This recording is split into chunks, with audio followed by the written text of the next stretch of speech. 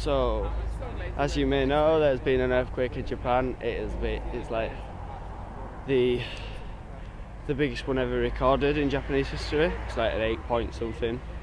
I've taken pictures of the worst of it, but we're just coming back towards E Village now. It's not as bad around here. You can see a hole in the ground there. But I survived anyway. That's the best thing.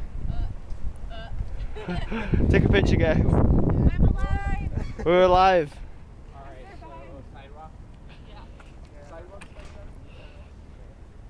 But everything is like, there's water pipes burst everywhere, etc. I don't know what to do. 7-Eleven would be fine. Whatever alcohol they have. Chew high. Yes. Chew high. At least I'll be skinny for not being able to eat. So we've got the day off tomorrow. That's I really want to lose 3 pounds. Oh, this water. My bag's fine, by the way. Hang on a second, I'm gonna have to